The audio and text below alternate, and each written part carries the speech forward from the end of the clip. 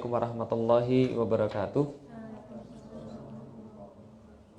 Alhamdulillahirabbil alamin wassalatu wassalamu ala asrofil anbiya'i wal mursalin wa ala alihi wa sahbihi wa man da'a bi da'watihi wa iltazama bi tariqatihi wa tarasama khutah jalal aqidatan islamiyatan asasan fikratih wa ahkama syar'iyyatan mikasani a'malih wa masdarani ahkamih.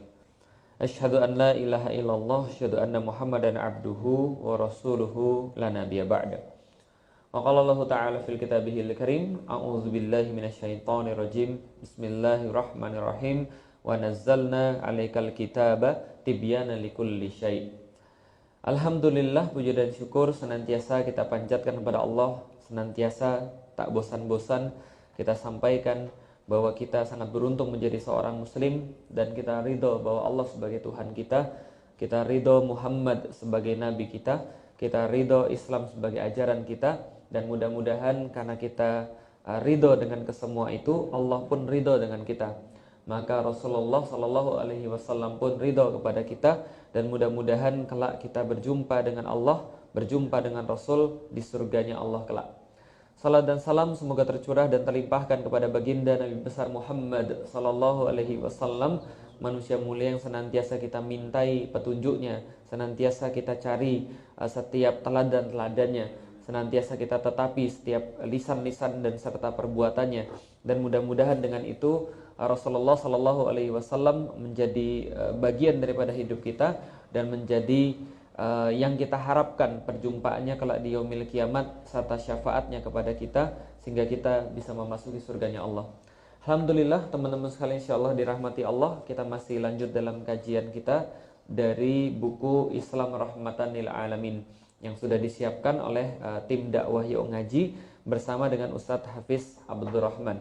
Nah, jadi kajian ini insyaallah kita laksanakan setiap hari Jumat jam 8 pagi di Al-Fatih. Nah, tapi bagi teman-teman yang tidak bisa kemari, insya Allah kita sudah siapkan video yang direkam nanti untuk diupload di YouTube, insya Allah. Juga ada teman-teman yang bergabung walaupun sinyalnya biarpet ya. Setelah Galih datang ya biarpet ya, masya Allah. Kita sudah sampai pada bab ke-16, bab ke-16. Bab pertama yaitu adalah pada ruang lingkup ajaran Islam. Dan kita sudah bahas secara menyeluruh bahwa ketika kita membahas tentang ruang lingkup ajaran Islam, maka ruang lingkup ajaran Islam bukan hanya yang bersifat ritual, tapi juga yang bersifat politis, yaitu adalah Islam punya dua akidah, yaitu adalah akidah ruhiyah dan akidah siyasiyah. Yaitu adalah Islam punya dua akidah, akidah politik dan akidah spiritual, atau akidah ruh dan akidah siyasah. Nah, kenapa bisa seperti itu? Karena bahasan Islam pun tidak hanya terbatas pada satu bab pembahasan saja. Islam tidak hanya membahas hanya ritual saja seperti agama-agama yang lain. Karena kalau teman-teman mencari agama yang lain, melihat pada agama yang lain, teman-teman akan menemukan bahwa agama yang lain itu mereka cuma mengatur perihal-perihal yang bersifat ritual saja, tapi tidak mengatur perkara-perkara yang bersifat politik. Misal contoh, kalau kita bahas tentang politik, itu berarti kita bahas tentang dunia. Kita bahas tentang kehidupan manusia. Politik di sini bukan arti politik Machiavelli, ya, yaitu adalah bahwa politik arti Machiavelli, politik yang difahami oleh Barat, politik yang setiap hari antum lihat itu adalah politik yang namanya yang menghalalkan segala cara untuk mencapai sesuatu yang diinginkan. Itu adalah politik di masa sekarang yang difahami oleh kebanyakan orang. Politik yang kita maksud bukan itu.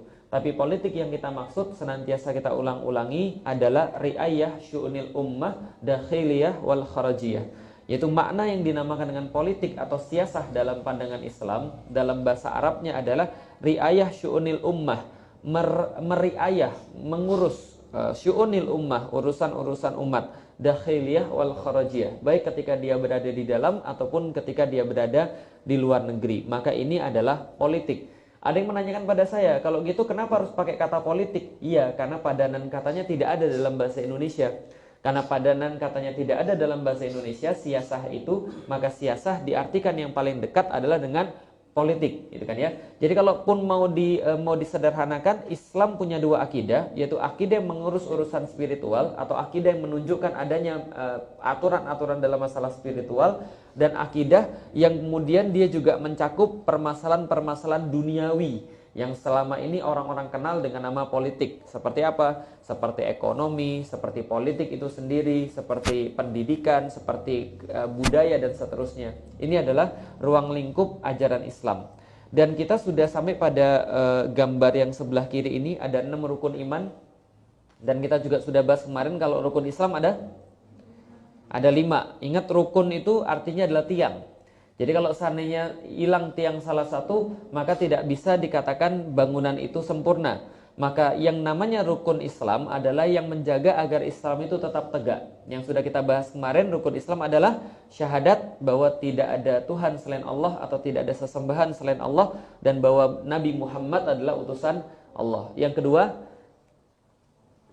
kedua, wa tuqimas shalah, dan Anda itu menegakkan salat. Yang ketiga, wa tasuma sama Ramadan, dan Anda kemudian bersaum dengan saum Ramadan. Wa tu'tiyaz zakah, dan kemudian Anda melakukan zakat ketika Anda punya harta sesuai dengan nisab dan haulnya. Lalu kemudian wa tahujjal bait, dan kemudian Anda berhaji ke Baitullah, gitu kan ya, ketika Anda mampu. Itu adalah rukun Islam. Sedangkan rukun iman ini sudah disampaikan dalam hadis yang sangat masyhur, dalam Arba'in Nawawi itu pasti dibahas, dalam hadis Arba'in, itu pasti dibahas bahwa rukun iman itu ada 6, yaitu adalah iman kepada Allah, iman kepada Rasulnya, iman kepada para malaikat, iman kepada kitab suci, iman kepada hari kiamat, dan iman terhadap qada wal qadar.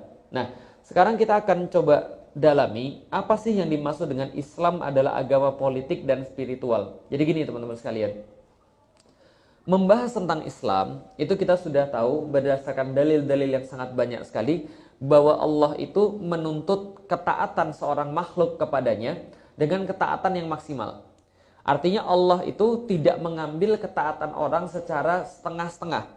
Karena itulah Allah senantiasa menyampaikan di dalam firman-Nya, misalnya contoh, wa nazzalna 'alaikal kitaba tibyana likulli syai'. Sesungguhnya kami menurunkan Al-Qur'an ini untuk kemudian menjelaskan segala sesuatu perkara.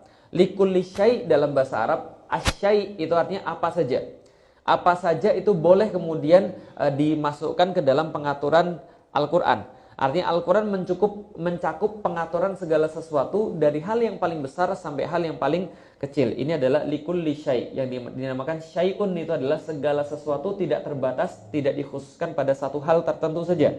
Nah, dan misalnya Allah sampaikan di dalam Al-Quran, ya ayyuhalladzina amanu udkhulu fis-silmi kafah. Kata-kata kafah di sana itu bermakna secara keseluruhan. Artinya Allah menuntut seorang hamba itu untuk berdakwah secara keseluruhan. Dalam ayat yang lain saja yang sangat simpel sekali, Qul huwallahu ahad, Allahus samad, lam yalid wa lam yulad wa lam yakul lahu kufuwan ahad. Dan Allah ini adalah satu-satunya, dia tidak punya serikat, dia tidak punya anak, dia tidak diperanakkan, dan dia tidak ada satupun yang sama dengannya. Artinya tidak ada yang sama dengannya ini, artinya dia satu-satunya. Kalau dia satu-satunya, berarti orang tidak boleh ke yang lain. Kalau ke yang lain namanya musyrik. Makanya Allah katakan mukhlisina lahuddin. Allah tidak memerintahkan kita kecuali mukhlisina lahuddin, untuk mengikhlaskan segala sesuatu itu hanya untuk Allah Subhanahu wa taala, untuk Islam. Artinya ikhlas itu apa? Habis. Artinya selain Allah sudah habis. Allah tidak mau ada satupun manusia ketika dia beribadah pada Allah, ketika dia menyembah pada Allah, lantas dia menserikatkan Allah dengan sesuatu. Artinya, tauhid itu artinya 100%. Tauhid artinya keseluruhan. Satu itu bukan berarti satu, tapi full maksudnya. Lah kenapa? Misal, kalau antum adalah anak komputer, antum belajar algoritma komputer itu cuma mengenal 2 angka, enggak yang lain. Cuma ada 0 dan 1. 0 itu kosong, 1 itu penuh. Kalau antum itu enggak 0, berarti antum 1. Kalau antum enggak 1, itu berarti antum 0. Nah, itu saya bahas di dalam buku saya Beyond the Inspiration. Itu tentang masalah 1 dan 0 itu adalah bahwa kalau tidak 1 berarti 0. Berarti kalau tidak Allah berarti makhluk. Kalau tidak makhluk ya berarti Allah. Allah itu 1. Kalau seandainya Allah tidak disatukan, masih ada 0, sekian sekian sekian, berarti itu belum full beribadah pada Allah, belum total beribadah pada Allah. Nah, apa maksud totalitas beribadah pada Allah? Maksudnya adalah wa ma khalaqtul jinna wal insa illa liya'budun, adalah antum tidak punya kerjaan lain kecuali antum tuh beribadah pada Allah. Lah kalau seandainya Allah cuma pengen mengatakan bahwa kalian tuh harus beribadah pada Allah, berarti ada sesuatu yang lain yang merupakan tugas kita.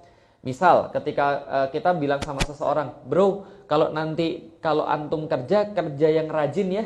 Lah berarti kalau yang rajin ada yang lain selain rajin. Tapi kalau sudah digabung dengan illa, berarti illa itu artinya adalah tidak ada sesuatu kecuali itu. Contoh misalnya, la ilaha illallah, tidak ada Tuhan, tidak ada sesembahan, tidak ada yang lain selain Allah. Berarti Allah satu-satunya. Dan juga bila dikatakan wa ma khalaqtul jinna wal insa illa liya'budun, berarti beribadah pada Allah itu menjadi satu-satunya tugas manusia. Yang kalau tugas itu tidak dilaksanakan, maka antum tidak benar ketika ditugaskan sebagai manusia. Antum tidak melaksanakan kemudian tugas daripada Allah. Berarti satu-satunya tugas di muka bumi cuma beribadah. Pertanyaannya, hidup kita berapa lama? Hidup kita sehari Allah kasih 24 jam. 24 jam, cek dari pagi tadi. Pagi tadi taruhlah kita tidur, selepas kita tidur kita bangun. Kita bangun, setelah itu kita ambil wudhu. Setelah itu kita tahajud. Tahajud kemudian taruhlah sekitar 10-15 menit. Taruhlah setengah jam, paling kuat sejam 2 jam kalau antum kuat banget gitu kan ya. Lalu 2 jam taruhlah, setelah itu antum sholat subuh. Sholat subuh paling ya 10-15 menit. Nah lalu kemudian setelah selesai sholat subuh antum ngapain? Sampai sholat zuhur.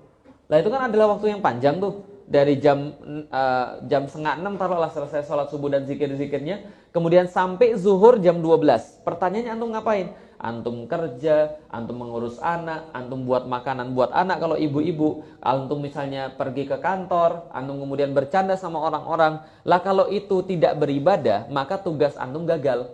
Artinya adalah apa? 24 jam 7 hari dalam seminggu, maka antum terikat untuk beribadah pada Allah. Nah sedangkan aktivitas-aktivitas antum tidak hanya ibadah ritual, itu yang dimaksud dengan akidah politik gitu loh. Artinya adalah apa? Islam ini tidak hanya mencakup permasalahan-permasalahan menyelesaikan problem-problem yang bersifat ritual, tapi menyelesaikan problem-problem yang bersifat duniawi, kehidupan, politik. Artinya begini, antum selesai sholat subuh, lalu kemudian bertemu sama teman antum. Teman antum bilang, bro, saya boleh ngutang atau tidak? Itu kan masalah. Kita lihat, nah bagaimana cara antum menyelesaikan masalah ini? Kalau berdasarkan perintah Allah, jadilah itu ibadah. Kalau tidak berdasarkan perintah Allah, jadilah itu kemudian ya antum tidak melaksanakan tugas antum di dunia sebagai seorang hambanya Allah. Berarti syahadat antum itu percuma. Ketika antum bersyahadat, antum tidak mau berhukum pada hukum-hukum Allah secara total, tapi antum pilih-pilih, kalau sholat iya 2 rakaat subuh. Lah kenapa? Karena Rasul yang nyuruh. Tapi tiba-tiba ketika antum kerja, antum pakai aturan yang lain. Nah ini adalah sesuatu yang salah. Kenapa sesuatu yang salah? Karena antum menduakan Allah. Sedangkan Allah punya aturan di situ. Bisa difahami ya kira-kira maksud saya? Andaikan Allah tidak menyediakan aturan di situ, antum bikin aturan yang lain, itu mungkin bisa difahami. Tapi kalau Allah sudah sediakan satu aturan, lantas antum hidup, antum nggak mau pakai, kira-kira Allah tersinggung atau tidak? Tersinggung ya sama, jangankan Allah, manusia aja tersinggung gitu kan ya, apalagi Allah yang pencemburu di dalam salah satu hadis. Maka ketika Allah sudah menentukan satu aturan, lantas Allah perintahkan kepada manusia, antum ambil ketika sholat subuh 2 rakaat, lengkap dengan kunutnya misalnya kalau yang pakai kunut, Allahumma hdina fiman hadait dan seterusnya. Tapi ketika antum selesai sholat subuh, begitu kemudian antum sampai ke kantor, antum pakai riba misalnya, antum pakai misalnya sesuatu yang dilarang oleh Allah. Nah ini bermasalah. Sama seperti seorang pemimpin negara atau penguasa-penguasa atau pemerintah-pemerintah yang kemudian ketika mereka hidup, ketika mereka misalnya contoh ketika Maulid Nabi datang ke masjid, lalu mereka berkhutbah, Assalamualaikum warahmatullahi wabarakatuh. Teman-teman sekalian, Rasulullah adalah figur yang sangat utama, penolong kita nanti di yaumil kiamat. Kita sangat mengharapkan syafaatnya. Jutaan serta ribuan salawat dan salam kita sampaikan kepada Rasulullah. Alhamdulillah pada hari ini kita sedang memperingati hari lahirnya manusia terbaik di dunia. Ngomongnya manusia terbaik, tapi omongannya nggak diikuti. Ngomongnya manusia terbaik, tapi perbuatannya kemudian diingkari. Lah ini kemudian seperti apa? Lah ini artinya menduakan Allah. Memakai aturan Allah di satu sisi, tapi dia menolak aturan Allah di sisi yang lain. Ini yang disamakan dengan orang yang masih beribadahnya setengah-setengah. Sedangkan Allah tidak menerima kecuali yang total. Seperti yang kita sampaikan, itu yang dimaksud dengan Islam, agama politik dan spiritual. Artinya Islam adalah one stop shopping. Kalau antum mau apa saja, antum cari di Islam, insya Allah antum dapat. Ustaz, kemarin ada yang nanya, Islam mengatur nggak Ustaz? Gimana caranya untuk membuat rumah Ustaz? Berapa fondasi yang digali ke dalam? Lah itu kemudian pertanyaannya yang nggak mutu, paham ya? Karena pertanyaan itu menandakan orangnya. Jadi kalau antum lihat di Instagram, di Facebook gitu kan ya, kalau seandainya lagi bahas tentang Islam, lalu ada pertanyaan-pertanyaan yang nggak mutu gitu kan ya, yang memang bukan dia bertanya, sengaja untuk kemudian menjebak. Nah ini adalah yaitu pertanyaan menandakan orangnya gitu ya. Jadi kalau bertanya, tanya agak mutu dikit gitu ya. Kalau misalnya antum nanya yang nggak mutu, itu malah kemudian jawabannya ya ngaco juga. Karena jawaban itu tergantung pertanyaan. Nah, jadi kalau seandainya kita berbicara tentang Islam, Islam itu one stop shopping, menjelaskan segala-galanya. Pertanyaan tadi gimana Ustaz? Islam ada nggak aturan untuk kemudian membuat fondasi berapa dalam? Islam sudah mengatur. Rasulullah Shallallahu Alaihi Wasallam memerintahkan kita menyerahkan segala sesuatu pada ahlinya dalam permasalahan-permasalahan yang bersifat saintifik, yang bersifat benar dan salah. Nah itu adalah aturan Islam tentang itu. Nah jadi balik lagi, Islam ini adalah solusi bagi semuanya. Pertanyaan selanjutnya adalah, apakah Islam mampu menjadi sebuah pandangan dan jalan hidup yang utuh dan lengkap? Kalau agama lain hanya mengatur masalah akhirat saja, itu pun nggak pasti, itu pun juga belum tentu benar. Lah, bagaimana dengan Islam?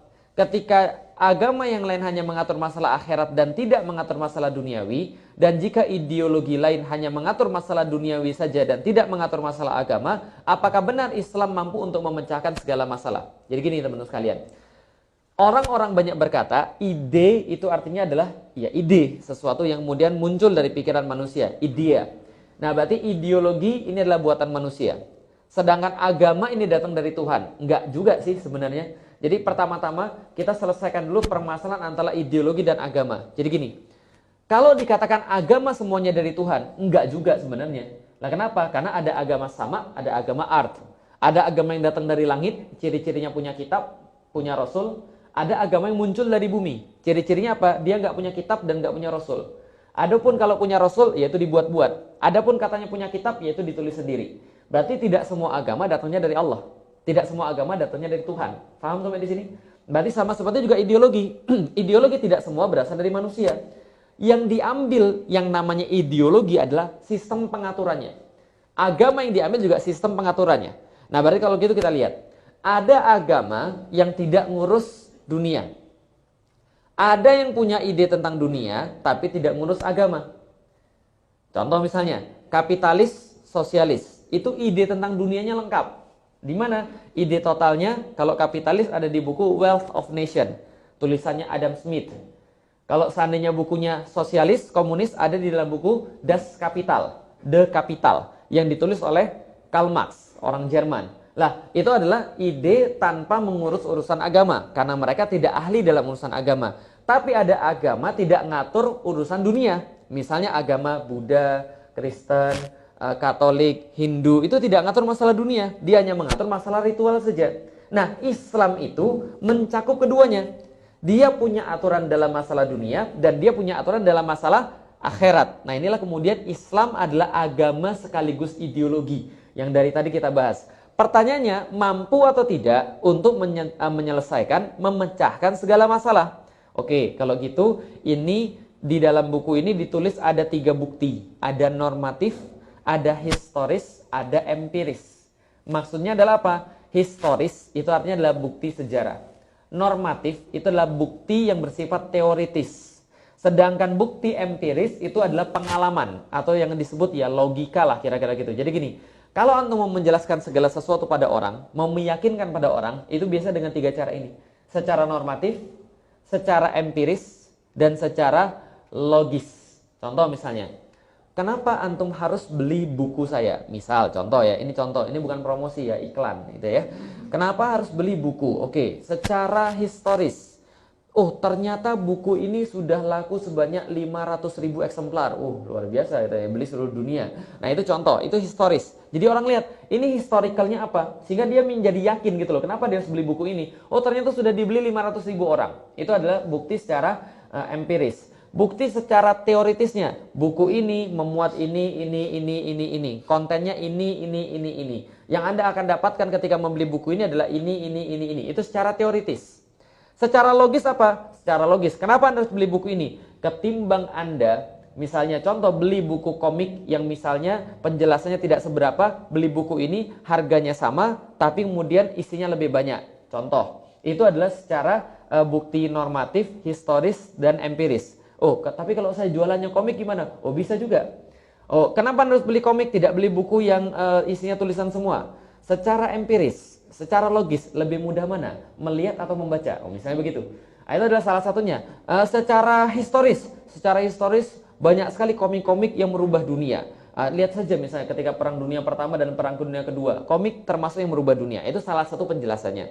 Nah, artinya kalau antum pengen menjelaskan bahwa Islam adalah agama politik sekaligus spiritual, maka antum bisa mengajukan dengan cara seperti ini. Bukti secara historis. Lihat bahwa banyak sekali tarikh, banyak sekali kitab sejarah yang ditulis oleh para sejarawan tentang Islam bagaimana ketika diterapkan. Bagaimana misalnya Imam Ibnu Katsir itu menulis tentang sejarah para khalifah. Berikut dengan pencapaian-pencapaian mereka. Berikut dengan kegemilangan ketika mereka hidup di dunia dan menerapkan Islam. Bagaimana misalnya di sini Ibnu Ishaq menulis tentang Rasulullah Sallallahu Alaihi Wasallam. Bagaimana Rasulullah ketika hidup. Bagaimana Rasul menyelesaikan semua permasalahan-permasalahan. Ada yang datang pada Rasulullah batal puasa, lalu kemudian berhubungan sama istrinya. Rasul kasih dia kemudian solusi. Ada yang datang pada Rasulullah ketika dia nggak punya uang, lalu kemudian jadi pengangguran. Lalu Rasul memberikan solusi. Ada yang datang pada Rasulullah bertanya tentang pengelolaan sumber daya alam. Rasul berikan solusi. Ada yang datang pada Rasulullah lalu menanyakan bagaimana untuk kemudian menyelesaikan urusan irigasi tada hujan dan irigasi buatan. Rasul kasih mereka solusi. Ada yang datang pada Rasulullah lalu bertanya bagaimana memperlakukan musuh. Rasul kasih solusi. Ada yang tanya pada Rasulullah gimana caranya untuk memperlakukan istri. Rasul kasih mereka solusi. Itu semua adalah fakta yang bersifat historis. Fakta sejarah yang tidak bisa untuk dihapuskan begitu saja. Ibnu Hisham, Al-Waqidi ketika menulis buku Al-Maghazi dan sebagainya, Tobaqatnya Ibnu Sa'ad dan sebagainya. Ini semua adalah bukti historis yang sampai sekarang antum masih bisa baca. Dan bagaimana lagi kemudian selain catatan sejarah, ada kodifikasi hukum Islam yang memang dituliskan lengkap sekali sampai sekarang mampu kita baca. Artinya secara historis ini bukan sesuatu yang bersifat ujuk-ujuk. Bukan sesuatu yang bersifat tiba-tiba. Tapi zaman dulu memang sudah dibahas, zaman sekarang saja dijauhkan dari kaum muslimin, seolah-olah tidak ada pada kaum muslimin, seolah-olah kaum muslimin tidak punya sejarah itu. Padahal kalau antum mau baca sedikit saja, antum akan tahu, gitu kan ya. Jangankan yang jauh-jauh, lah sejarah komunis saja sudah banyak yang lupa, gitu kan ya, sehingga kemudian harus diingatkan kembali. Nah, makanya apalagi sejarah Islam yang sengaja dijauhkan dari antum supaya antum tidak punya rasa bangga. Padahal yang namanya sejarah ini menimbulkan rasa bangga, menimbulkan rasa semangat gitu loh. Contoh misalnya, akan menjadi berbeda kalau antum tahu bahwa ternyata moyang antum itu adalah Diponegoro misalnya. Luar biasa, moyang saya bro Diponegoro. Atau misalnya antum tahu moyang antum Wong Fei Hong misalnya gitu kan ya. Itu akan menjadi berbeda dengan antum tidak tahu. Bayangkan, baru Diponegoro saja atau Wong Fei Hong saja yang merupakan tokoh fiktif itu antum bisa jadi bangga, apalagi kalau antum tahu ternyata dasar sejarah antum Islam itu sangat luar biasa gemilang. Tentu antum akan lebih paham, antum akan lebih semangat, antum akan lebih bangga untuk menyebarkan Islam kalau antum tahu sejarahnya seperti apa. Yang kedua, bukti empiris, yaitu adalah bukti yang namanya bukti logis empiris. Nah, itu bisa kemudian kita lihat bahwa ada yang namanya lembaga al-qadha, lembaga pengadilan. Dan juga ada lembaga al-hakim atau lembaga pemerintahan yang di zaman dulu Rasulullah Shallallahu Alaihi Wasallam menjadi kepala negaranya, menjadi pemimpin daripada pemerintahannya. Nah, adanya kedua ini kemudian memberitahu kita secara logis begini: andaikan Islam itu ngatur yang kecil aja bisa, apalagi ngatur yang besar. Logikanya begitu. Masuk WC aja diatur, apalagi bernegara, apalagi pemerintahan, apalagi yang namanya perundang-undangan. Pasti juga diatur. Bisa difahami gak kira-kira maksud saya? Jadi gini coba. Pertanyaan saya sederhana. Ibaratnya kalau dibahas secara logika ya. Ini kan lagi bahas logika ya. Logikanya begini. Kalau antum ya dikasih kerjaan yang ada duit sekitar 1 miliar bayarannya, dengan kerjaan-kerjaan remeh-temeh, gitu kan ya. Anggap aja remeh-temeh ya, kerjaan-kerjaan kecil, satu kerjaan cuma dibayar 10.000. Antum pilih yang mana? Antum punya waktu 24 jam. Ini ada kerjaan nih. Kalau sana yang ini selesai, antum nanti dibayar 1 miliar. Kalau misalnya yang ini selesai, yang kecil-kecil, antum dibayar pekerjaan 10.000. Antum pilih yang mana?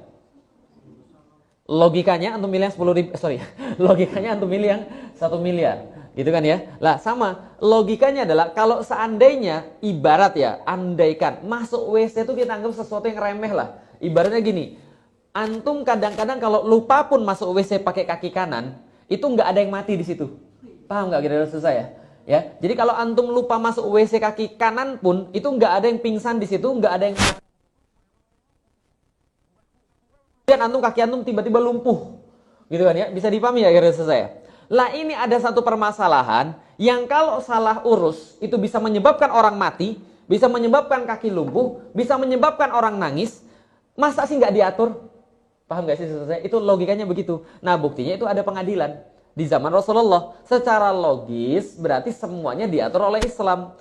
Kalau pemerintahan itu kemudian permasalahan yang besar gak diatur oleh Islam, kok Islam ini agama cemen banget gitu loh maksudnya. Masuk WC diatur kaki kiri duluan, gitu kan ya. Keluar WC diatur kaki kanan duluan, pakai baju ada doanya, bercermin ada doanya. Masa sih kemudian berpemerintahan gak ada doanya? Masa sih pemerintahan gak ada yang duluan yang mana? Gitu kan? Masa sih membangun negeri gak tahu ada prioritasnya? Itu kayaknya gak mungkin. Lah kenapa secara logis harusnya yang besar diatur dulu baru yang kecil? Ternyata memang begitu. Ketika Rasulullah Shallallahu Alaihi Wasallam pergi dari Mekah ke Madinah, ketika kemudian sampai ke Madinah, maka yang dibangun pertama kali adalah masjid, itu adalah prioritas. Setelah beberapa waktu kemudian yang dibangun adalah pasar, itu prioritas.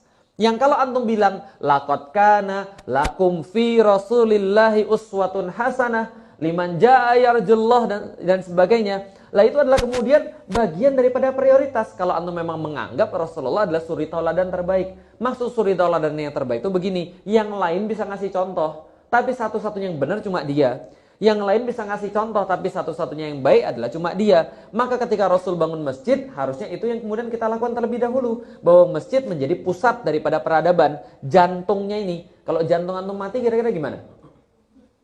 Lewat, selesai gitu kan ya. Karena yang mompa darah di sini. Maka ketika dibangun masjid, masjid jadi tempat kemudian nginep orang-orang yang nggak punya rumah. Masjid jadi tempat mencari solusi bagi orang-orang yang bermasalah. Masjid menjadi tempat rapat ketika mereka mau jihad, ketika mereka mau perang. Masjid jadi tempat untuk kemudian taklim, ketika kemudian Rasulullah memberikan kajian-kajian setiap ba'da subuh atau setiap kemudian setiap ba'da duha. Sampai kemudian asar dan bisa jadi dilanjutkan ba'da subuh sampai ba'da duha sampai zuhur. Bisa jadi dilanjutkan asar, itu pada zaman Rasulullah. Nah, ini adalah bukti empiris. Lah, bukti normatifnya seperti apa? Buka Al-Qur'anmu. Buka Al-Quran antum. Coba lihat di situ. Banyak sekali ayat-ayat secara normatif, secara teoritis mengatur. Contoh misalnya, az-zaniyatu waz-zani fajlidu kulla wahidin minhuma mi'ata jaldah. Zinawati dan zinawan, maka silakan mereka dijilid masing-masing dengan 100 kali jilidan. Ini adalah hukum. Bagaimana dengan as-sariqu was-sariqatu faqtu aydiyahuma? Pencuriwan dan pencuriwati, maka potonglah tangan keduanya. Sedangkan ketika kasus Al-Maidah kemarin, satu ayat saja sudah membuat heboh. Ini ada banyak ayat yang tidak diterapkan. Artinya apa? Ini juga sama. Artinya ketika satu ayat tidak diterapkan, jadinya heboh seperti itu. Harusnya semangat ini kita pakai untuk menerapkan seluruh ayat-ayat Al-Quran. Bisa difahami maksudnya kira-kira? Jadi gini ceritanya. Ketika Allah kemudian berfirman di dalam Al-Quran, la yattakhidhu yahuda wan nasara awliya'akum. Jangan jadikan orang-orang yang namanya Yahudi, jangan jadikan namanya orang-orang Nasrani sebagai awliya'akum, sebagai kemudian wali-wali kalian, pemimpin-pemimpin kalian, penguasa-penguasa kalian. Itu kan larangan Allah di dalam Al-Qur'an. Ditaati orang atau tidak? Tiba-tiba ada orang bilang begini, itu ayat gak usah diterapkan. Karena ayat seperti ini memicu intoleransi, memicu anti keberagaman. Ini tidak Pancasilais ayat seperti ini. Lah kalau misalnya Anda ngotot untuk menerapkan ayat seperti ini, berarti Anda sudah dibohongin. Orang-orang pada marah. Pertanyaannya, ada ayat-ayat yang lain tuh, yang lain. Surat Al-Maidah sebelumnya gitu kan ya, 50, 49, 48 gitu kan ya. Bahwa ini adalah ayat-ayat normatif yang kemudian Allah sampaikan kepada manusia bahwasanya Islam tidak hanya mengurus masalah-masalah seperti sholat dan puasa saja. Berarti ada ayat yang lain selain wa aqimus shalah, ada ayat yang lain selain kutiba alaikumusiyam dan sebagainya, gitu kan ya. Berarti itu adalah secara normatif Islam punya aturan-aturan itu. Nah, kalau misalnya dilihat dalam apa namanya itu gambarnya. Nah, ini gambarnya kalau misalnya yang di rumah mau lihat, kelihatan nggak? Oh, nggak lihat. Nah, kasihan. Nih, ya. Ini adalah di sini ada elemen dalam Islam, ada pemikiran, bukan togut ya itu ya, thought. Thought itu adalah pemikiran Islam, ada metode, ada metode, gitu kan ya. Pemikiran Islam atau thought-nya adalah dua ini nih, akidah Islam dan solusinya terhadap problematika kehidupan. Itu adalah akidah dan solusinya. Bisa kita sederhanakan, yaitu adalah akidah dan syariat, ya. Jadi syariat itu adalah solusinya untuk kemudian kehidupan. Sedangkan metode untuk kemudian mengemban Islam, karena satu pemikiran tidak akan bisa sempurna tanpa metodenya. Contoh, untuk kemudian mengerti yang seperti ini ya. Jadi gini cerita contoh. Pernah makan spaghetti? Pernah. Yang nggak pernah tahu spaghetti? Pertanyaannya, kalau antum nggak pernah makan spaghetti, kira-kira antum bisa buat spaghetti atau tidak? Bisa buat spaghetti atau tidak? Lah kenapa? Lah pemikirannya aja antum nggak jelas kok, fikrohnya aja nggak jelas. Fikroh itu apa? Rasa spagettinya, bentuknya kayak apa, sensasinya kayak apa, lalu kemudian apa ya? Lapar ya? Bagus, gitu kan ya? Nah, itu adalah fikroh.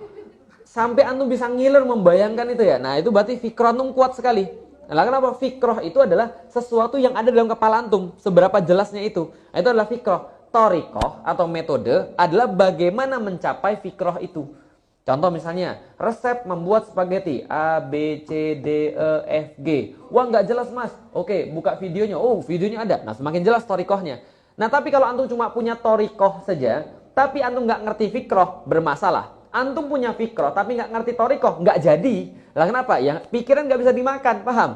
Lah kenapa? Islam juga sama. Islam tuh fikroh dan thoriqoh. Islam tuh punya ide tentang akidah, ide tentang solusi permasalahan-permasalahan kehidupan. Tapi ketika di kepala saja itu tidak membuat orang bermanfaat, tidak membuat orang jadi baik, tidak bermanfaat bagi siapapun. Ibarat kalau kata orang-orang Arab itu adalah kutubun mutaharrikun, kitab-kitab yang berjalan.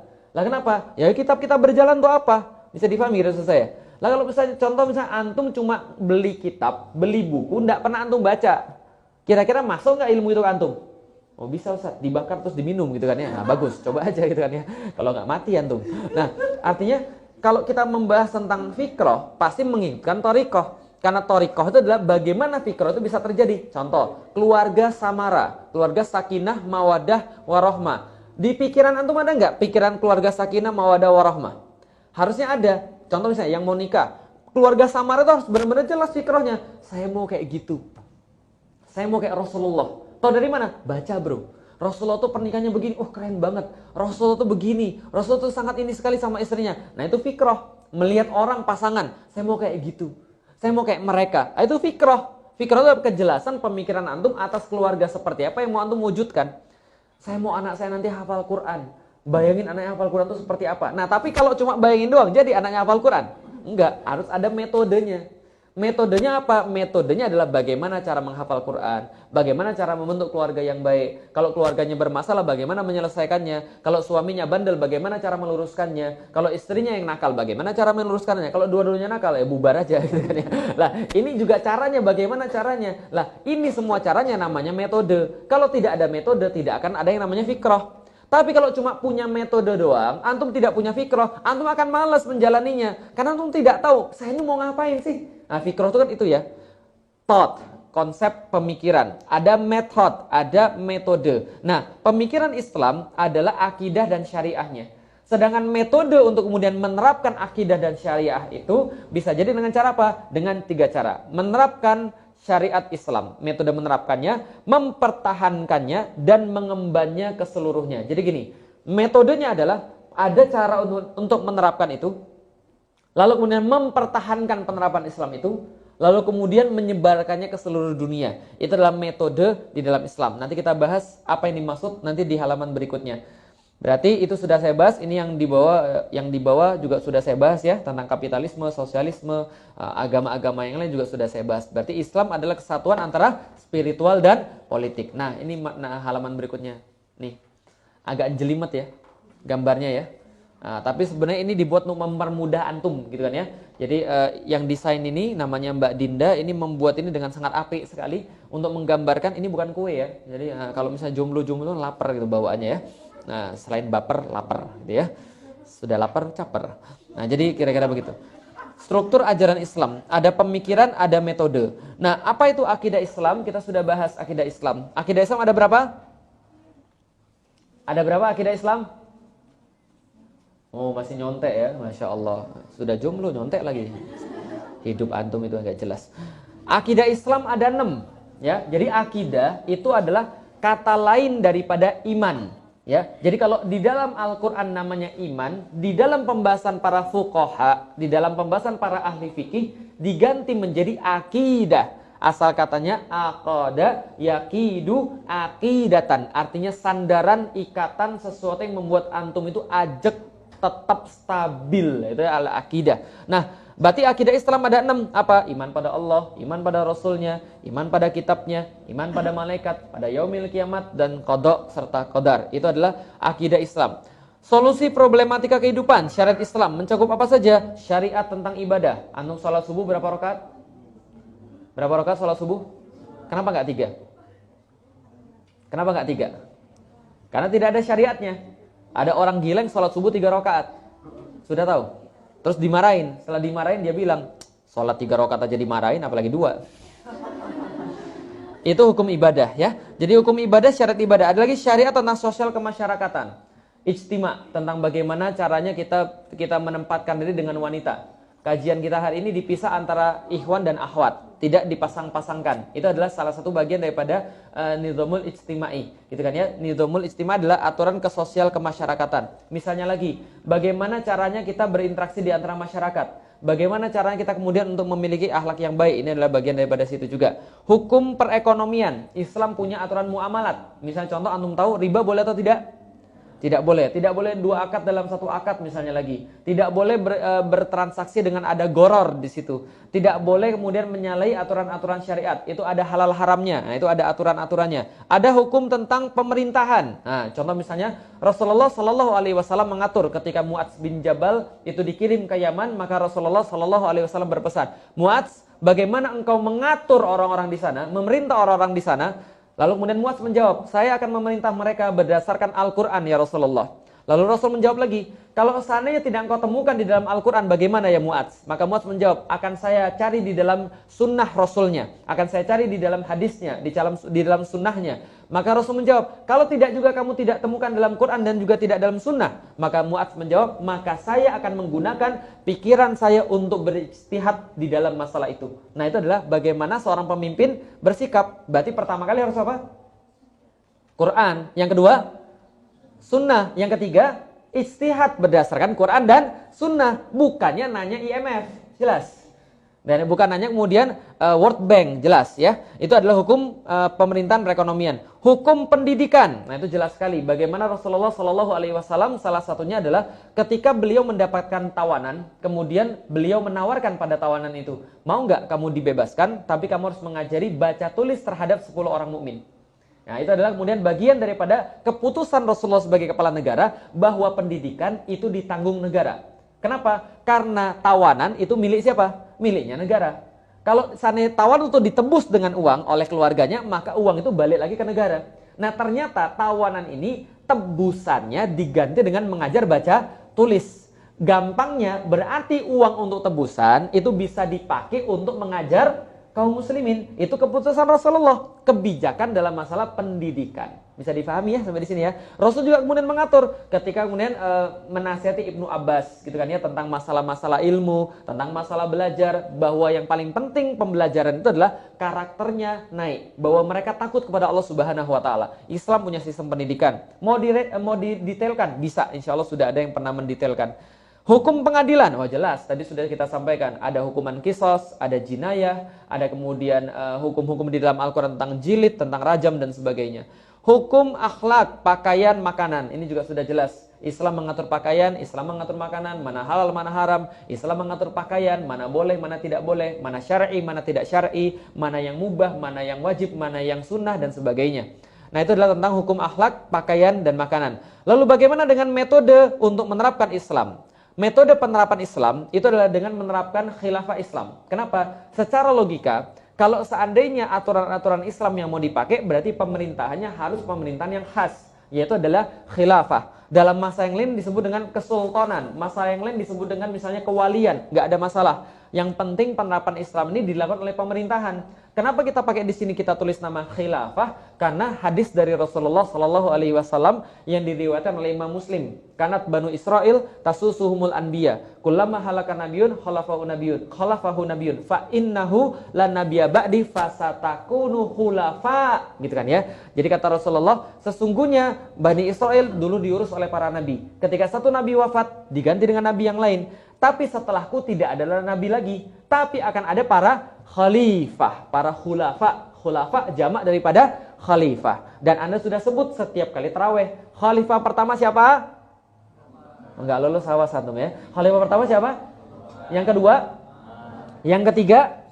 Yang keempat? Jelas. Berarti ada khulafa rasyidin, itu adalah namanya adalah pemimpin-pemimpin kaum muslimin, dan sistem yang mereka terapkan namanya khilafah. Jelas ya? Itu metode penerapan Islam. Bagaimana mempertahankan hukum Islam? Ada sanksi hukum, gitu kan ya, sanksi hukum yang kemudian diterapkan oleh negara, yaitu berupa syariat tadi. Bagaimana cara menyebarkan Islam? Dengan dakwah, dengan jihad. Lalu kenapa khilafah ada di situ terus? Ya karena khilafah juga berpengaruh dan berperan di situ. Dakwah dan jihad. Dakwah untuk menyebarkan Islam. Kalau seandainya dakwah menghadapi halangan-halangan fisik, maka kemudian jihadlah yang menjadi jawabannya. Jelas sampai di sini teman-teman sekalian. Jadi ini adalah tentang struktur ajaran Islam, yaitu ada metode dan ada pemikiran. Ada pemikiran dan ada metode. Tinggal pembahasan tentang akhlak. Nah, jadi bagaimana kedudukan akhlak di dalam Islam? Alhamdulillah, banyak ulama mengklasifikasikan Islam menjadi 3 bagian. Ada yang berkata, Islam itu akidah, syariah, dan akhlak. Jadi iman, amal soleh, dan akhlak. Itu ada yang mengartikan atau mengelompokkan seperti itu. Tapi juga ada ulama yang hanya mengklasifikasikan ajaran Islam menjadi 2 bagian saja, yaitu akidah dan syariah. Karena kenapa? Karena akhlak dimasukkan ke dalam syariah. Karena ulama-ulama yang lain menganggap bahwa akhlak adalah hasil penerapan syariah. Kenapa bisa begitu? Kita bahas. Jadi gini ya, sebenarnya kalau bicara tentang definisi, itu bisa beraneka ragam, asal memenuhi 2 syarat. Masih ingat yang saya sebutkan kemarin 2 syarat definisi? Yang pertama, mani'. Yang kedua, jami'. Jami' itu menyeluruh, mendefinisikan apa yang pengen didefinisikan. Mani' membatasi agar jangan sampai definisi lain masuk ke dalamnya. Nah, berarti definisi satu orang dan satu orang yang lain bisa jadi berbeda-beda, tergantung pengalaman dan sudut pandang dia. Paham maksudnya kira-kira? Bisa jadi ada 2 definisi yang benar. Contoh, ada yang mendefinisikan Islam itu adalah akidah, syariah, dan akhlak. Ada yang mendefinisikan akidah dan syariah saja, tergantung sudut pandangnya. Contoh begini, Felix itu siapa sih? Definisi Felix siapa? Manusia. Itu aja yang mampu. Apa kira-kira definisi saya? Cina, oh, luar biasa. Nggak apa-apa. Bagi anak saya, Felix itu adalah bapaknya. Paham ya? Berarti kalau ditanya siapa Felix? Bapak saya. Bapaknya Gozi, bapaknya Alila, bapaknya Fatih, bapaknya Ayah. Gitu kan ya? Tapi bagi ibu saya, Felix adalah anaknya. Sama-sama benar nggak definisinya? Kenapa sama-sama benar? Karena dilihat dari sudut pandang yang berbeda. Jadi beda definisi bukan berarti salah. Bisa berarti variasi saja. Paham ya? Nah, berarti sama juga seperti di sini. Ada dalilnya masing-masing. Bagaimana cara kemudian kita menjelaskannya? Nih, bagaimana kedudukan akhlak dalam pandangan Islam? 1. Islam tidak memandang akhlak sekadar perbuatan baik atau buruk. Jadi, perbuatan itu tidak ada nilai dari asalnya. Dari perbuatan itu sendiri tidak ada nilainya. Nah, tidak ada, kemudian Islam tidak memandang akhlak sekadar sebuah perbuatan baik atau buruk saja ansih. Tapi sehingga ketika muncul sifat baik maka disebut akhlakul karimah, dan ketika muncul sifat buruk disebut akhlakul mazmumah. Tidak seperti itu, sebab sifat baik dan sifat buruk dari sebuah perbuatan tidak muncul dari perbuatan itu sendiri. Paham maksudnya? Jadi tidak ada satu perbuatan itu yang namanya baik dan buruk berdasarkan hakikat perbuatan itu sendiri. Contoh, membunuh baik atau buruk? Nggak ada nilai. Sebelum kita kasih nilai. Tapi perbuatan itu sendiri tidak ada nilainya. Contoh lagi misalnya, makan baik atau buruk? Nggak ada nilai. Hati-hati. Setiap perbuatan itu tidak ada nilai sebelum antum menilai itu berdasarkan standar tertentu. Bisa difahami sampai di sini? Nah, ini kemudian maksudnya. Jadi berbicara akhlak, tidak ada yang namanya perbuatan baik dan perbuatan buruk. Sehingga ketika melakukannya disebut akhlak yang baik, sehingga melakukannya disebut akhlak yang buruk. Contoh misalnya, ini praktek ya. Beberapa waktu ini ketika saya sering kemudian menyampaikan tentang komunis, menyampaikan tentang kemudian bahaya komunis, itu banyak sekali yang kemudian respon, yang kemudian sudah dikoordinir tampaknya, itu membanjiri komen. Ustadz kok provokatif, Ustadz kok mengadu domba, Ustadz kok kerjaannya membuat tidak tenang. Oke, pertanyaannya, apakah semua yang membuat tidak tenang itu jahat? Enggak. Apakah semua yang provokatif jahat? Apakah semua yang mencuci otak itu jahat? Belum tentu. Apakah semua yang kemudian membuat senyum itu baik? Apakah semua yang membuat tenang itu baik? Belum tentu. Karena ada orang yang menenangkan membunuh, ada orang yang kemudian memprovokasi untuk memperingatkan. Bisa dipahami sampai di sini. Antum tahu kodok mati caranya gimana? Antum tahu bagaimana cara ngerebus kodok hidup? Belum tahu? Oh, ini sudah dicoba dan ini berhasil. Jadi gini, kalau saya kodok ya, antum siapin air panas, kodok antum masukin. Kodoknya kira-kira loncat atau tidak? Loncat. Kenapa? Karena airnya panas. Gimana cara bunuh kodok tapi dia nggak loncat? Kasih air dingin, kasih kodoknya. Kodoknya loncat atau tidak? Enggak, karena airnya dingin. Panasin pelan-pelan. Itu sudah pernah dicoba. Kodok itu tidak akan merasakan perubahan. Dia santai aja, tambah panas santai aja. Santai tambah lama-lama dia udah jadi kodok rebus, paham ya? Nah, itu adalah orang-orang yang kemudian dalam ketenangan itu dibuai gitu kan ya, diuro-uro gitu kan ya. Dibuai-buai, tenang saja, tenang saja, tenang saja, sudah mati dia. Bisa dipahami kira saya. Nah, maka kemudian antum itu ketika antum punya saraf, itu untuk diperingatkan. Antum tahu kenapa rasa sakit itu antum bisa terima? Itu peringatan. Panas badan kalau antum demam itu peringatan. Masalahnya bukan di situ, masalahnya adalah di sesuatu yang lain. Peringatannya muncul dalam bentuk panas. Nah, berarti tidak ada yang namanya perbuatan itu punya nilai. Memprovokasi belum tentu baik, belum tentu buruk. Gitu kan ya? Membunuh belum tentu baik, belum tentu buruk. Menenangkan orang lain belum tentu baik, belum tentu buruk. Membuat senang orang lain belum tentu baik, belum tentu buruk. Lah kenapa? Karena ada orang pacaran happy. Padahal baik atau buruk? Baik Ustadz ya kata dia gitu kan ya. Nah jadi buruk tapi kan ya. Jadi kira-kira begitu. Nah jadi ini yang maksudnya adalah tidak ada nilai dalam satu perbuatan sebelum antum kasih nilai. Dan kasih nilai itu berdasarkan satu standar tertentu. Gitu kan ya. Oke, kita lanjutkan pembahasannya biar antum lebih bingung lagi. Enggak, lebih ngerti ya insyaallah ya. Nah, misalnya duduk. Duduk tidak bisa dinilai baik atau buruk karena perbuatan duduknya itu sendiri. Contoh lain membunuh. Tidak bisa dinilai baik atau buruk karena perbuatan membunuh itu sendiri. Contoh, jika kita membunuh orang kafir yang menyerang negeri kita, maka perbuatan membunuh itu menjadi nilainya baik. Tapi kalau kemudian kita membunuh orang tidak berdosa, yang tidak kemudian mengganggu kita, yang tidak ngapa-ngapain kita, perbuatannya menjadi buruk. Bisa dipahami?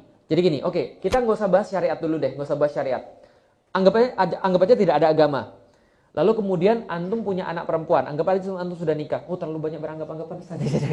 Ya anggap aja gitu. Anggap aja antum punya anak perempuan antum diperkosa. Marah nggak? Marah nggak? Kalau antum ketemu orang itu kira-kira antum gimana ya? Bunuh aja. Oh enggak, siksa dulu gitu ya. Nah itu mungkin menurut orang beda-beda. Tapi tiba-tiba ada orang lain nggak pernah merasakan kemudian penderitaan antum. Dia tidak punya anak perempuan, bahkan dia belum menikah, bahkan dia belum punya anak sama sekali, lalu bilang, jangan gitu, itu namanya sebuah perbuatan yang salah, kita tuh harus saling mengasihi, kita tuh harus baik, maafkan saja. Dia bisa kita bunuh juga, paham ya? Nah kenapa? Karena cara orang memahami satu hal itu berbeda-beda, antara orang yang ngalami sama orang yang gak ngalami pasti beda, paham kira-kira saya? Orang yang sudah pernah ngalami pasti akan merasa lebih kemudian terlibat dalam kemudian perbuatan itu dibandingkan orang yang tidak mengalami. Taruhlah tidak ada agama, bisa dipahami kira saya. Nggak ada agama, pasti orang berbeda-beda mengartikan satu perbuatan. Berarti satu perbuatan itu belum ada nilai sebelum antum menilai, bisa dipahami. Tak kalau tidak ada agama, antum menilai berdasarkan apa? Berdasarkan pengalaman. Referensi antum, sakitnya ya Allah punya anak kemudian diperkosa, pasti antum nggak akan kemudian memberikan maaf pada orang tadi, bisa jadi. Kalau antum memberikan maaf, belum tentu yang lain memberikan maaf, Bisa difahami kira saya? Berbeda-beda intinya. Tidak punya nilai satu perbuatan itu. Membunuh bisa jadi baik bagi orang yang terkena pengalaman itu, bisa jadi buruk ketika orang nggak mengalami sama sekali. Bisa difahami sampai di sini? Ya, jelas ya. Jadi satu perbuatan tidak punya nilai sebelum kita menilainya dari sudut pandang tertentu. Dengan demikian, akhlak dalam Islam bukan sekedar perbuatan baik atau perbuatan buruk menurut pandangan universal manusia, tapi aspek di luar perbuatan itu, yakni, gambar lagi, 2. 1, tujuan Anda melakukannya, atau karena siapa Anda melakukannya. Yang kedua, sesuaikah dengan aturan atau standar yang antum pakai. Kalau standar yang antum pakai bukan Islam, maka nilainya pasti salah.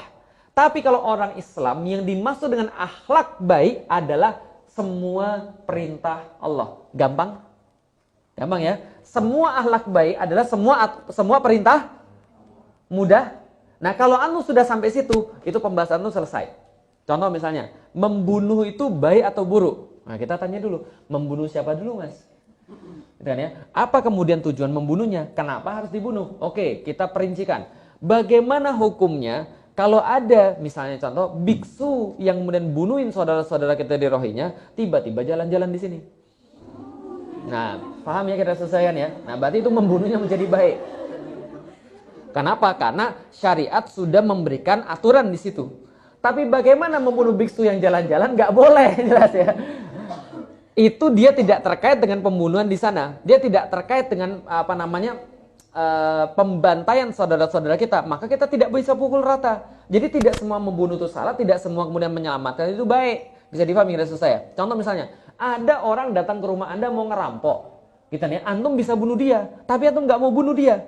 Apa yang terjadi? Antum dibunuhnya, keluarga antum dibunuhnya. Paham maksud saya? Nah, ini kemudian Islam itu sangat rasional. Ketika perlu kemudian untuk melakukan satu perbuatan, ya dilakukan. Ketika tidak perlu, ya jangan. Nah, aturan yang boleh dan yang nggak boleh dan gimana caranya itu siapa yang menentukan? Allah. Makanya akhlak yang baik itu kalau tujuannya untuk Allah dan aturannya itu dilakukan sesuai dengan perintah Allah. Jelas sampai di sini ya. Nah, berarti contoh misalnya, akhlak yang baik seperti apa? Contoh misalnya, berbohong. Berbohong baik atau buruk? Baik atau buruk? Oh, sudah mulai pintar. Tergantung tujuannya apa, karena siapa, dan aturan siapa yang dipakai, kan gitu kan ya. Oke, berbohong ketika dalam perang, boleh atau tidak? Akhlak baik atau akhlak buruk? Paham sampai di sini? Berbohong ketika perang itu akhlak yang baik. Lah kenapa? Karena Rasulullah SAW berkata perang itu adalah khud'ah. Perang itu adalah tipu menipu. Perang itu adalah makar dan makar. Makar melawan makar, tipu daya melawan tipu daya. Berarti kalau antum perang, antum jujur, itu justru akhlak yang buruk. Paham maksud saya? Mas, pasukannya ada berapa? Pasukan saya, Mas. Nah, ini Mas, saya kasih tahu ya, Mas ya. Ini ada datanya, Mas. Nah, tolong dilihat. Itu namanya salah. Itu malah akhlak yang buruk karena antum merugikan kaum muslim. Paham maksud saya? Maka ketika dalam perang itu benar harus tipu menipu. Kalau tidak perang, jangan pakai dalil perang. Jelas ya? Oh, Ustaz, tapi ini saya perangnya perang dingin, Ustaz. Mukamu gitu kan ya, nggak boleh. Kalau saya memang perang, ya perang. Kalau bukan perang, ya tidak boleh perang. Maka ulama memberikan garis. Yang namanya perang itu apa? Kapan boleh dipakai tipu dayanya? Bagaimana cara tipu dayanya? Itu semua ada aturan di dalam Islam. Nah, kalau ada aturan di dalam Islam, itu namanya akhlak yang baik. Berbohong pada istri dalam kemudian kasus di mana supaya dia merasa lebih enak dan tidak marah. Itu ada dalilnya. Karena Rasulullah mengatakan bahwa bohong boleh ketika perang, boleh ketika sama istri, ketika kemudian supaya masalahnya tidak membesar dan dia menjadi lebih baik. Yang ketiga, mendamaikan kedua orang. Contoh misalnya, yang sering dicontohkan itulah masak keasinan gitu kan ya. Lah kalau antum jujur dia nggak mau masak lagi, paham maksud saya? Gimana rasanya? Muasin tenan ya. Kalau saya sudah payah masakin kamu tidak mau makan, saya tidak mau lagi masak besok. Nah, ini terjadi. Maka antum harus pintar bohong di depan istri gitu kan ya. Harus poker face gitu kan ya, walaupun keasinan gitu kan ya. Alhamdulillah gitu kan ya. Gimana? Rasanya itu ya masih sama seperti pas kita menikah. Gimana keasinan Mas? Ya gimana ya? Misalnya itu salah. Oh, berarti enak ya Mas ya? Ya jadi begitulah. Kalau gitu tambah lagi Mas, masalah gitu. Itu adalah akhlak yang baik ya. Jadi artinya membunuh jiwa yang tidak bersalah itu diharamkan oleh Allah. Makanya merupakan akhlak yang tercela. Jangan kalian membunuh jiwa yang telah diharamkan oleh Allah kecuali dengan sebab yang dibenarkan oleh syariat. Itu sudah jelas. Membunuh orang-orang yang menyerang negeri-negeri muslim. Sudah diizinkan kalian berperang bagi orang-orang yang diperangi karena dia sesungguhnya telah dianiaya. Jelas sekali. Jadi itu sudah sangat jelas bahwa akhlak adalah perintah Allah. Berarti penerapan perintah Allah sama dengan akhlak yang mulia. Tidak menerapkan perintah Allah sama dengan akhlak yang tercela. Bisa difahami ya sampai di sini ya, jelas sekali ya. Sudah sangat gamblang sekali. Karena itulah akhlak didefinisikan sebagai sifat-sifat yang diperintahkan oleh Allah kepada seorang muslim agar menjadi identitasnya pada saat melakukan aktivitas. Jangan terpengaruh kemudian yang lain. Ustadz, gimana hukumnya membangunkan orang tua ketika dia sudah kecapean dan tidak sholat subuh? Kan kasihan Ustadz, dia baru tidurnya jam 2, sholat subuh jam 4. Masa sih saya bangunin? Ini kan akhlak yang tercela Ustadz. Lah kenapa? Karena saya membuat orang tua saya marah. Salah. Kalau antum tidak bangunin malah akhlak yang tercela. Paham ya? Antum menyampaikan pada orang. Ada orang kemudian pacaran. Ada yang mana yang nanya, Ustadz bagaimana hukumnya mendakwai orang? Kemarin saya dakwain orang, orangnya ngeblok saya Ustadz. Dan ya, lah kalau misalnya ngeblok kan berarti kan memutuskan tali silaturahim. Lah kalau memutuskan tali silaturahim berarti ini akhlak yang buruk. Saya bilang gini, antum dakwain orang ada dua kemungkinan. Satu, antum bisa mengubah dia. Dua, antum diblok. Tapi kalau antum tidak dakwai dia tetap melakukan keburukan. Dan kalaupun dia berubah bukan karena antum, dan antum tetap salah karena antum nggak ngomong apa-apa. Bisa difahami maksud saya? Karena kalau antum mendiamkan kemungkaran itu adalah seperti setan yang bisu. Antum menjadi setan bisu atau setan ngomong? Ya, jelek dua-duanya gitu kan ya. Jangan jadi setan makanya. Makanya ketika menemui kemungkaran ngomong. Walaupun dia ngeblok antum nggak apa-apa, cari cara yang lain. Gitu kan ya. Samperin kayak, kasih hadiah kayak, ya dakwah kan punya banyak cara. Tapi kalau antum nggak ngomong nggak akan mengubah dia juga. Berarti harus ngomong gitu kan ya. Itu akhlak yang baik. Kalau diblok gimana? Nggak ada masalah. Ustaz saya mau putusin pacar, tapi apakah itu memutuskan tali silaturahmi? Nah itu mukamu tadi gitu kan ya. Nah itu banyak orang kemudian kadang-kadang ya dia itu menjadikan alasan ya untuk kemudian tetap mau bermaksiat, ngotot mau bermaksiat tapi pengen bahagia. Nah, itu adalah kids zaman now gitu ya. Masya Allah, gitu kan ya, nggak mau susah tapi mau enak gitu ya.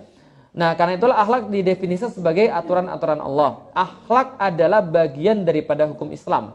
Maka akhlak merupakan perintah dan larangan Allah yang berhubungan dengan sifat seperti jujur, sabar, lemah lembut ketika berdiskusi dengan orang lain, mengutamakan orang lain ketimbang diri sendiri dalam hal kebaikan, bersikap adil maupun khusyuk di dalam salat, dan sebagainya. Karena itulah orang yang berakhlak akan mendapatkan kemuliaan bukan hanya di mata manusia, tapi juga di hadapan Allah. Itu yang paling penting. Antum tujukan itu untuk Allah. Jadi gini, kalau antum sudah menunjukkan satu perbuatan untuk Allah, mendadak manusia tidak jadi lebih penting daripada Allah. Mendadak antum tidak desperate banget pengen pujian manusia. Nah, kenapa? Untuk Allah antum sudah dapat. Gitu maksudnya. Jadi contoh begini misalnya, antum ketika misalnya contoh punya istri atau mbak-mbak punya suami, gitu kan ya. Kalau pas lagi kemudian masakin buat suaminya atau lagi kemudian pengen menyenangkan istrinya, apa perlu kemudian semuanya dipublis di depan umum? Tidak perlu. Kalau setiap perbuatan antum kepada suami antum perlu dipublis, berarti jangan-jangan yang antum harapkan balasannya adalah bukan dari suami, bukan dari istri, tapi dari orang. Khawatir. Ya enggak semuanya sih, tapi khawatir. Bisa dipahami enggak kira-kira saya? Jadi contoh misalnya begini. Saya ketika melakukan sesuatu untuk istri saya misalnya, dia senyum aja udah cukup.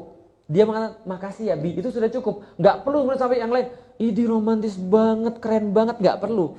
Lah kalaupun ada orang yang mengetahui lalu bilang begitu ya nggak ada masalah. Yang penting tujuan kita kemudian untuk melakukan itu bukan untuk orang lain. Tapi hanya untuk kemudian yang kita tujukan itu. Kalau istri ya untuk istri, kalau Allah ya untuk Allah. Bisa dipahami kira-kira saya. Walaupun semuanya tentu saja dibingkai dengan yang namanya ibadah, gitu ya. Jadi ini adalah tentang masalah kita berbuat itu sebenarnya untuk siapa, gitu ya. Untuk Allah, bukan hanya untuk manusia. Tapi tentu saja ketika kita berbuat sesuatu yang diridhai oleh Allah, ya logikanya manusia pasti senang. Yang fitrah. Kalau yang nggak fitrah ya nggak senang, gitu kan ya. Jadi kalau yang unlike ya nggak senang itu ya berarti ada sesuatu yang bermasalah pada fitrahnya.